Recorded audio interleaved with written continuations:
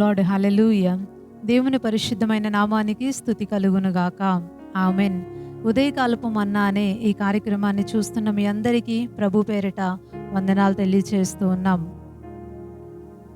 చాలాసార్లు మన జీవితంలో మనం అనుకుంటూ ఉంటాం, దేవుడు నా జీవితంలో అద్భుతం చేస్తే బాగుండు, దేవుడు నా పట్ల గొప్ప కార్యాలు చేస్తే బాగుండు, నేనేదైతే ప్రార్థన చేస్తున్నానో, ఏదైతే ఆశిస్తున్నానో, దేవుని నుంచి ఏదైతే నేను కోరుకుంటున్నానో అది నా జీవితంలో, నా కుటుంబంలో జరిగితే బాగుంటుంది అని చాలాసార్లు మనం అనుకుంటూ ఉంటాం. దానినే మనసులో పెట్టుకొని, దానినే మన ఆలోచనల్లో పెట్టుకొని, ఎటు కదిలినా, ఎటు వెళ్ళినా, ఏది మాట్లాడినా సరే అదే మన మనసులో నుంచి బయటకు వస్తా, ఇది జరిగితే బాగుండు, ఇదైతే బాగుండు, ఇలా జరిగితే బాగుండు అని చాలాసార్లు మనం ఆశపడుతూ ఉంటాం, కోరుకుంటూ ఉంటాం. దేవుడు కార్యం చేయాలి అని హెచ్చుగా ప్రార్థనలు చేస్తూ ఉంటాం. గంటల తరబడి మొరపెడతాం. రోజులు, నెలలు ఆయన చేసేంత వరకు కూడా మనము ప్రార్థనలు చేస్తూనే ఉంటాం, మొరపెడుతూనే ఉంటాం, ఆశతో ఎదురు చూస్తూనే ఉంటాం. అయితే కొన్నిసార్లు దేవుడు కొన్నిటికి స్పందించడు. ఆయన మౌనంగా ఉంటాడు, సైలెంట్గా ఉంటాడు. మనకు అనిపిస్తూ ఉంటుంది, దేవుడు నా ప్రార్థన వినట్లేదేమో, దేవుడు ఎందుకు ఈ విషయంలో ఏ కార్యం చేయట్లేదు, దేవుడు ఎందుకు నాకు ఏ రీతిలోనూ సహాయం చేయట్లేదు, ఎంతకాలం నుంచి ప్రార్థన చేస్తున్నాను, ఎన్ని నెలలుగా దేవుణ్ణి అడుగుతున్నాను, ఎంత కన్నీటితో, మోకాళ్ళతో, నిష్టతో ఉండి ఉపవాసాలతో ప్రార్థన చేస్తున్నాను, అయినా సరే దేవుడు ఎందుకు ఈ విషయంలో కార్యం చేయట్లేదు, అయినా సరే ఎందుకు దేవుడు ఈ విషయంలో స్పందించట్లేదు అనిపిస్తూ ఉంటుంది. మీకు ఎప్పుడైనా అలా అనిపించిందా అండి?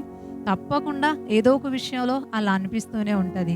కానీ దేవుని యొక్క మౌనం వెనుక ఒక గొప్ప కార్యం దాగి ఉంటుంది. దేవునికి స్తోత్రం. హల్లెలూయా. అది మనకి అర్థం అవ్వాలి అంటే పరిశుద్ధ గ్రంథంలో నుంచి ఈరోజు నేను మీకు ఒక స్త్రీని గుర్తు చేస్తూ ఈ మాటని చెప్పాలి అని ఆశపడుతూ ఉన్నాను. ఎవరు ఆ స్త్రీ అంటే కనాను స్త్రీ. మత్తయి సువార్త 15వ అధ్యాయంలో 21వ వచనం నుంచి 28వ వచనం వరకు ఆవిడ గురించినటువంటి ప్రస్తావన మనకి కనిపిస్తూ ఉంటుంది.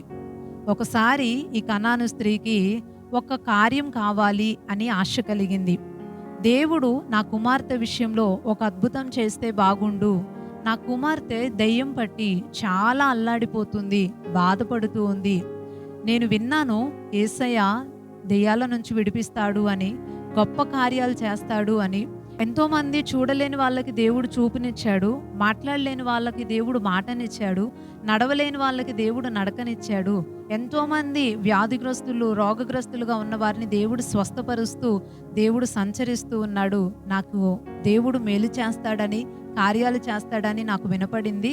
సో యేసు ప్రభు దగ్గరికి వెళితే నా జీవితంలో, నా కుమార్తె విషయంలో దేవుడు ఖచ్చితంగా కార్యం చేస్తాడు అని ఈ కనాను స్త్రీ అనుకొని, యేసయ్య ఒకసారి వారి ప్రాంతాల్లోనికి వచ్చినప్పుడు యేసయ్య వచ్చాడని తెలుసుకొని ఆయన దగ్గరకు వచ్చింది.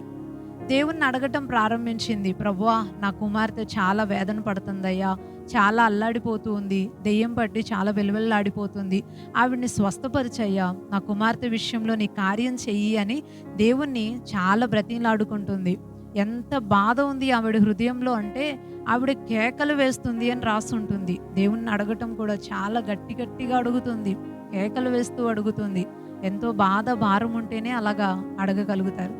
ఆవిడ బాధతో అడుగుతూ ఉంటే దేవుడు ఒక్క మాట కూడా పలకకుండా మౌనంగా ఉన్నాడట. ఒకసారి ఆ మాటను చూద్దామా అండి? మత్తయి సువార్త 15వ అధ్యాయం 23వ వచనంలో ఆ మాట మనకు కనిపిస్తుంది. అందుకు ఆయన ఆమెతో ఒక్క మాట అయినను చెప్పలేదు.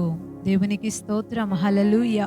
ఆవిడ వెంట వస్తూ ఉంది, బతిలాడుతూ ఉంది, కేకలేస్తూ ఉంది, వేడుకుంటుంది. ఆవిడ గురించి ఆ మాటలన్నీ ఆ వచనాల్లో రాయబడి ఉన్నాయి. తర్వాత మీరు చదువుకోండి కావాలంటే. ఆవిడ ఎంతో బతిలాడుతుంది, ఎంతో రిక్వెస్ట్ చేస్తుంది, గట్టిగా కేకలేస్తుంది, వాళ్ళ వెనకాలే వెళ్తూ ఉంది. అయినా సరే దేవుడు ఒక్క మాట కూడా పలుకలేదట, మౌనంగా ఉండిపోయాడట. మనకైతే ఏమనిపిస్తుందండి? సహజంగా ఇద్దరు వ్యక్తులు కూర్చొని మాట్లాడుకుంటూ ఉన్నప్పుడు ఒక వ్యక్తితో మనం ఒక విషయాన్ని పంచుకుంటూ ఉన్నాం, బాధ కలిగిన విషయం.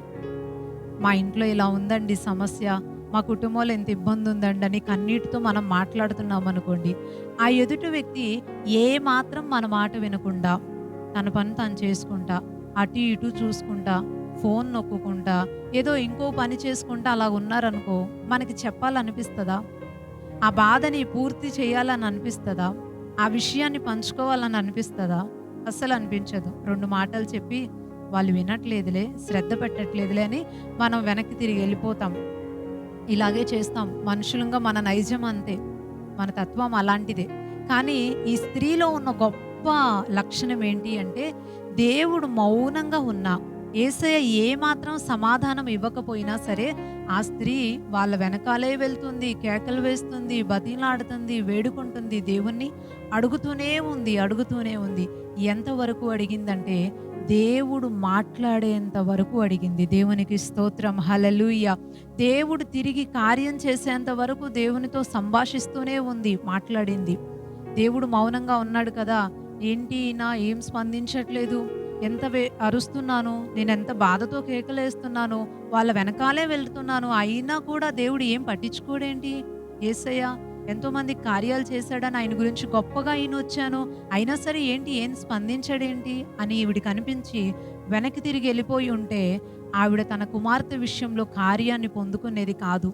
ఆ గొప్ప విడుదల ఆమె కుమార్తెకి కలిగి ఉండేది కాదు.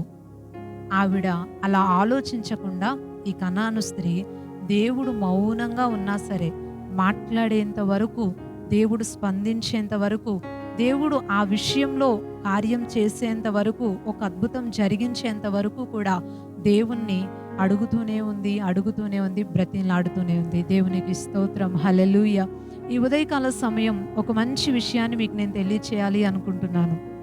మీ జీవితంలో కూడా ఇంతకుముందు నేను అన్నట్టే ఏదో ఒక కార్యం జరగాలి, ఏదో ఒక అద్భుతం జరగాలి, మీరు ఆశపడిందో, మీరు కోరిందో నెరవేర్చబడాలి, లేదా ఏదన్నా విడుదల కావాలి, లేదా ఒక సమస్యలో నుంచి, ఒక ఇబ్బందిలో నుంచి విడుదల కావాలి, అనారోగ్యం నుంచి విడుదల కావాలి, అప్పుల బాధల నుంచి విడుదల కావాలి, పరిస్థితులన్నీ కూడా అస్తవ్యస్తంగా ఉన్నాయి, అసమాధానంతో ఉన్నాయి, సమాధానం కావాలి, కుటుంబాల్లో అల్లచిల్లరగా ఉంది, ఐక్యత లేదు, ప్రేమ లేదు, అల్లాడిపోతూ ఉన్నాం మానసికంగా, దాని నుంచి దేవుడు విడిపించి సమాధానాన్ని ఇవ్వాలి. మనం ఏం చేయాలో తెలుసా అండి?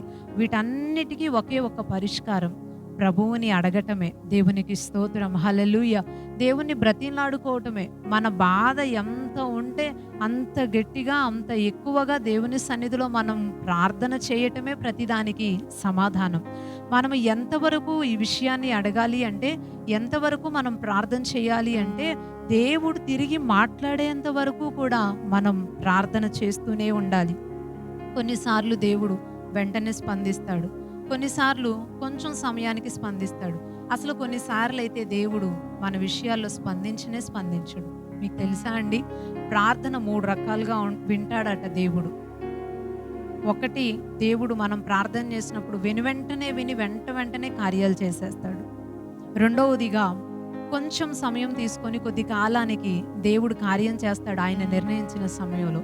మూడవదిగా అసలు కొన్ని ప్రార్థనలకి దేవుడు జవాబునే ఇవ్వడు. ఈ మాటలు మనం చాలాసార్లు మాట్లాడుకున్నాం. ఈ 3 దేవుడు స్పందించేటటువంటి విధానాలు. ఎందుకు వినలేదు, ఎందుకు చేయలేదు, ఎందుకు దేవుడు ఆలస్యం చేశాడంటే మనకి సమాధానం ఉండదు. అది ఆయన నిర్ణయం అంతే. ప్రతిదానికి దేవుని యొక్క చిత్తానికి, ఆయన ఇష్టానికి, ఆయన సమయానికి మనం అంగీకరించి తీరాల్సిందే. దేవునికి స్తోత్రం, హల్లెలూయా. అందుకే ఈ స్త్రీ కూడా దేవుడు మాట్లాడేంత వరకు, స్పందించేంత వరకు ప్రభువుని అడుగుతూనే ఉంది, ఎలాగైనా దేవుని దగ్గర నుంచి నేను ఒక కార్యాన్ని పొందుకోవాలి అని. మనం కూడా మన జీవితాలలో మన అవసరాల నిమిత్తం దేవుని దగ్గర నుంచి కార్యాలని చూసేటట్లుగా అద్భుతమైన వాటి కోసం మనం ఎదురు చూస్తూ ఉంటాం, ప్రార్థిస్తూ ఉంటాం. దేవుడు కొన్నిసార్లు ఇలాగే మౌనంగా ఉంటాడు. ఆవిడ విషయంలో ఉన్నట్టే దేవుడు ఏ సమాధానం ఇవ్వకుండా, మా ప్రార్థన వినట్లేదేమో అన్నట్టుగా దేవుడు ఉంటాడు. దాని వెనక దేవుని యొక్క ఉద్దేశం చాలా బలమైనది, చాలా గొప్పది. దానిని మనం ఎప్పుడు జ్ఞాపకంలో పెట్టుకోవాలి. దేవుడు ఆలస్యం చేస్తున్నాడంటే దేవుడు లేదా లేట్ చేస్తున్నాడు అంటే, దేవుడు మాకు సమాధానం ఇవ్వట్లేదు అనంటే, ఖచ్చితంగా దేవుడు దాని వెనక ఏదో ఒక కార్యాన్ని ఉద్దేశించి ఉన్నాడని మనం ఎప్పుడూ మనసులో పెట్టుకోవాలి. మనం ప్రార్థిస్తూనే ఉండాలి, దాన్ని ఆపకూడదు. అడుగుతూనే ఉండాలి. ఎంతవరకు అడగాలంటే, ఆయన తిరిగి మాట్లాడేంత వరకు అడగాలి. ఆయన కార్యం చేసేంత వరకు అడగాలి. మనం అలిసిపోయి ఆగిపోతే దేవుని కార్యాన్ని మనం మిస్ అయిపోతాం. మనం బాధతో ఏంటి అని చెప్పి విసుగుదలతో ఆగిపోతే మనం ఎప్పటికీ దేవుని కార్యాన్ని చూడలేము. ఈ ఉదయకాలం దేవుని మాటలు వింటున్న ప్రియ సహోదరి సహోదరుడా, ఒక మంచి విషయం తెలియచేస్తున్నాను. ప్రార్థించండి. ప్రార్థించటం ఆపకండి. దేవుడు స్పందించే వరకు, దేవుడు సమాధానం ఇచ్చేంత వరకు, దేవుడు మాట్లాడేంత వరకు, దేవుడు నడిపించేంత వరకు, దేవుడు ప్రతి విషయంలో కార్యం చేసేంత వరకు కూడా ప్రార్థిస్తూనే ఉండండి. ప్రార్థనే మన ఆయుధం అయిపోవాలి. ప్రార్థనే మన ఊపిరైపోవాలి. దేవుడు తప్పకుండా మన ప్రతి ప్రార్థనకి, అది ఎలాంటిదైనా సరే, ప్రతి ప్రార్థనకి దేవుడు తప్పకుండా ఏదో ఒక రీతిలో దేవుడు జవాబునిస్తాడు. సరైన మార్గంలో, సరైన దిశగా, సరైన రీతిలో దేవుడు మనల్ని నడిపిస్తాడు. తప్పకుండా మీ జీవితాల్లో దేవుడి కార్యాల్ని జరిగిస్తాడు. ప్రార్థించండి, దైవ కార్యాలని మీ జీవితాల్లో పొందుకోండి. దేవుడి కొద్ది మాటలు దీవించును గాక. ఆమేన్. ఒక చిన్న ప్రార్థన చేసుకుందాం. పరిశుద్ధుడు అయిన తండ్రి, ప్రేమ కలిగిన ప్రభువా, ఈ ఉదయకాల సమయం మీరిచ్చిన ఈ విలువైన మాటలను బట్టి మిమ్మల్ని స్తుతిస్తూ ఉన్నాం. కనాను స్త్రీ విషయంలో ఎలాగైతే నీవు మౌనంగా ఉన్నావో, కొన్ని సందర్భాలలో మా జీవితాల్లో కూడా మీరు అలాగే మౌనంగా ఉంటారు. దాని వెనక నీ యొక్క బలమైన ఉద్దేశాన్ని తెలుసుకొని మీరు సమాధానం ఇచ్చేంత వరకు, కార్యం చేసేంత వరకు ప్రార్థించేవారిగా, నిరీక్షణతో ఎదురు చూసేవారిగా మేము ఉండటానికి మీరు మాకు సహాయం చేయండి. పరిశుద్ధాత్ముడా, ఎంతమంది అయితే ఈ మాటల్ని తీసుకొని విశ్వాసంతో ముందుకు అడుగులు వేస్తూ ప్రార్థిస్తున్నారో, వారి జీవితాలలో ఆలస్యమైనా సరే నీ యొక్క అద్భుతమైన కార్యాలని మీరు జరిగించండి. కావలసిన బలమైన విశ్వాసం, నిరీక్షణ మీరు అనుగ్రహించమని కోరుతూ ఉన్నాం.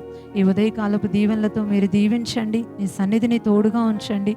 పనులకు వెళ్ళే వాళ్ళందరికీ నీ సహాయం దయచేయండి. స్కూల్స్కి, కాలేజెస్కి వెళ్తున్న చిన్న బిడ్డలకి, యవనస్తులందరికీ మీరు తోడుగా ఉండండి. ప్రతి కుటుంబంలో నీ ద్వారా కలిగే సమాధానము, శాంతి, ఐక్యత, ప్రేమలు ఏలుబడి చేయడానికి మీ సహాయం దయచేయండి. మీరే దీవించి, ఆశీర్వదించి, నడిపించమని కోరుతూ నజరేయుడును శక్తి కలిగిన యేసుక్రీస్తు వారి శ్రేష్టమైన నామంలో ఈ ప్రార్థన అడిగి వేడుకుంటున్నాం పరమ తండ్రి. ఆమెన్. ఆమెన్. అందరికీ ప్రైజ్ ది లార్డ్ అండి. మరలా తిరిగి రేపు ఉదయకాల సమయం, ఉదయకాలపు మన్నా అనే ఇదే కార్యక్రమంలో మనం పాల్గొని దేవుని మాటలు విని దీవించబడదాం. అప్పుడు వరకు దేవుని మహా గొప్ప కృప మనందరికీ తోడై ఉండును గాక. ఆమెన్. Praise the lord.